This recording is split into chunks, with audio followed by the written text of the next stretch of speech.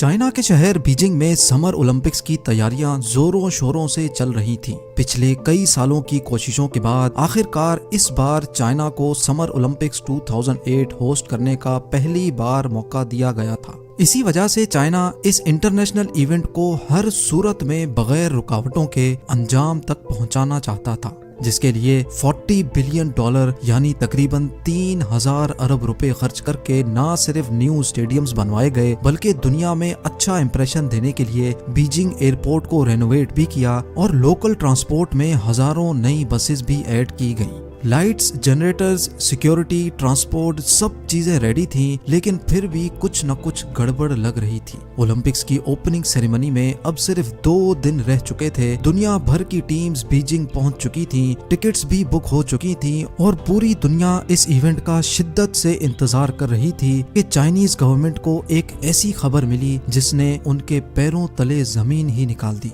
जी हाँ, China meteorological department ने Beijing में तूफानी बारिश की फोरकास्ट जारी कर दी थी, और वो भी ठीक ओलंपिक्स ओपनिंग सेरेमनी वाले दिन की।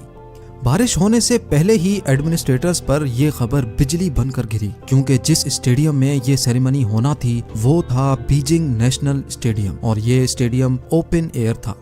यानी इवेंट पर चाइनीज गवर्नमेंट की सालों की मेहनत सिर्फ 1 ही घंटे की बारिश की नजर होने वाली थी। अब इवेंट में सिर्फ 1 दिन रह चुका था। सारे एडमिनिस्ट्रेटर्स सर जोड़कर बैठे थे कि चाइनीज गवर्नमेंट ने एक ऐसा हल निकाला जिससे बारिश भी होगी लेकिन स्टेडियम और बीजिंग की सड़कें गीली भी नहीं होंगी।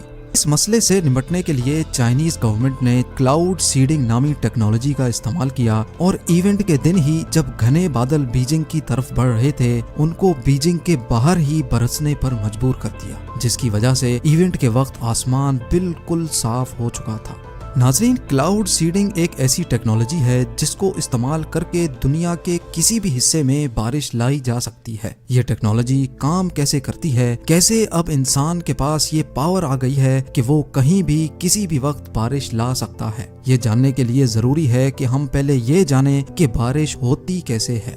बारिश होने के लिए सबसे अहम चीज है सूरज। जब सूरज समंदर की सतह को गर्म करता है तो पानी एवापोरेट होता है और गैस बनकर आसमान में चला जाता है। आसमान में जाते ही गैस ठंडी हो जाती है और वापस पानी बन जाती है। जी हाँ, पानी के छोटे छोटे ड्रॉपलेट्स मिलकर बादल की शक्ल बना लेते हैं। लेकिन इस बादल में ये छोटे छोटे ड्रॉपलेट्स आपस में एक दूसरे से जुड़ते नहीं हैं, क्योंकि ये ड्रॉपलेट्स पानी की प्योरेस्ट फॉर्म में होते हैं, यानी इनमें किसी किस्म के भी पार्टिकल्स नहीं होते। लेकिन जैसे ही इन ड्रॉपलेट्स का सामना मिट्टी के जर्रात या धुएं के पार्टिकल से होता है तो ये एक दूसरे से मिलकर बड़े ड्रॉपलेट्स बन जाते हैं और अर्थ की ग्रेविटी की वजह से जमीन पर गिरना शुरू कर देते हैं, जिसको हम बारिश कहते हैं। ये तो था बारिश का बेसिक फंक्शन, लेकिन क्लाउड सीडिंग से बारिश कैसे मुमकिन बनाई जाती है। क्लाउड सीडिंग टेक्नोलॉजी पहली बार 1946 में अमेरिकन केमिस्ट विंसेंट शॉफर ने डेवलप की थी, जिसमें सिल्वर आयोडाइड नामी एक कंपाउंड को आसमान में बादलों के ऊपर स्प्रे किया जाता है, जो बादलों में ही मौजूद छोटे छोटे ड्रॉपलेट्स को एक दूसरे से मिलने पर मजबूर कर देते हैं, और आखिरकार ये ड्रॉपलेट्स इतने हैवी हो जाते हैं कि वो बारिश बनकर जमीन की तरफ गिरना शुरू हो जाते हैं। लेकिन इस बारिश को सिर्फ रेन नहीं बल्कि आर्टिफिशियल रेन कहा जाता है। इस ऑपरेशन को अमेरिका ने ऑपरेशन पोपाई का नाम दिया था। लेकिन क्लाउड सीडिंग का जो इस्तेमाल दुबई कर रहा है वो वाकई हैरानकुन है। दुबई जो ग्लैमर का दूसरा नाम माना जाता है और जहां हर किस्म का ऐशो आराम मौजूद है, लेकिन क्या आपको मालूम है कि दुबई पीने का पानी एक एक कतरा कितनी मुश्किल से जमा करता है? क्योंकि दुबई में सिर्फ साल में 10 बार बारिश होती है, इसी वजह से यहाँ कोई रिवर्स भी नहीं बहती। पानी तो दुबई के पास बेशुमार है, लेकिन ये है सॉल्टी वाटर जो किसी भी सूरत में पीने के काबिल नहीं है। अगर ये सॉल्टी वाटर पिया जाए तो ये इंसान को एक ही झटके में मार भी सकता है।